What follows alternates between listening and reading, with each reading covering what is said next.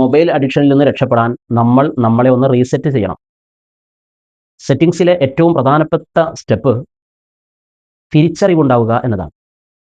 നമ്മുടെ സമയം എന്ന് പറയുന്നത് നമ്മുടെ ആയുസ്സാണെന്നും അത് നഷ്ടപ്പെട്ടാൽ തിരിച്ചു ലഭിക്കില്ല എന്ന തിരിച്ചറിവ്. യഥാർത്ഥത്തിൽ അറിവ് എല്ലാവർക്കും ഉണ്ട്. സമയം വലിയ പ്രധാനപ്പെട്ട കാര്യമാണ്.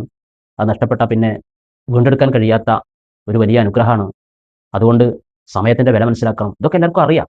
പക്ഷെ അത് തിരിച്ചറിവായി മാറണം. എത്ര സമയങ്ങളാണ് മൊബൈൽ നമ്മളിൽ നിന്ന് തട്ടിയെടുക്കുന്നത്. നമ്മൾ പോലും അറിയാതെ മണിക്കൂറുകൾ നഷ്ടപ്പെടുകയാണ്. ആ മണിക്കൂറുകൾ എന്ന് പറയുന്നത് എൻ്റെ ആയുസ്സാണ്. അസ്രായേൽ മുന്നിൽ ഇങ്ങനെ വന്ന് നിൽക്കുമ്പോൾ ഓരോരുത്തരും ചോദിക്കും അസ്രായേലിനോട്, അസ്രായേൽ ഒരല്പസമയം കൂടെ തരുമോ, ഒരല്പസമയം കൂടെ തരുമോ എന്ന് ചോദിക്കും. അസ്രായേൽ പറയും, അനുവദിച്ച സമയത്തിൽ നിന്ന് ഒരു സെക്കൻഡ് പോലും കൂട്ടിത്തരാൻ അനുമതിയില്ല.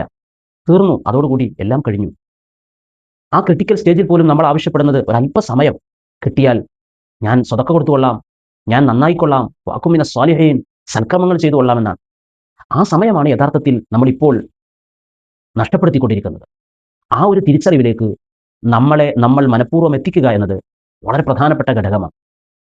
എനിക്ക് നഷ്ടപ്പെട്ടുകൊണ്ടിരിക്കുന്നത് എൻ്റെ ആയുസ്സാണെന്നും ആ ആയുസ് നഷ്ടപ്പെടാതെ സൂക്ഷിക്കേണ്ടത് എൻ്റെ ഉത്തരവാദിത്തമാണെന്നും മനസ്സിലാക്കി ഇന്നലെ കഴിഞ്ഞുപോയത് ഒരിക്കലും എനിക്ക് വീണ്ടെടുക്കാൻ കഴിയാത്തതാണ്. ഇനി നല്ല നാളേക്ക് വേണ്ടി ഞാൻ എൻ്റെ സമയങ്ങളെ ചിട്ടപ്പെടുത്തണമെന്ന ഒരു തിരിച്ചറിവിലേക്ക് നമ്മൾ എത്തുക എന്നത് ഈ മൊബൈൽ അഡിക്ഷനിൽ നിന്ന് രക്ഷപ്പെടാൻ ഏറ്റവും പ്രധാനപ്പെട്ട ഒരു ഭാഗമാണ്. ആദ്യത്തെ സ്റ്റെപ്പ് അതാണ്, തിരിച്ചറിവുണ്ടാവുക.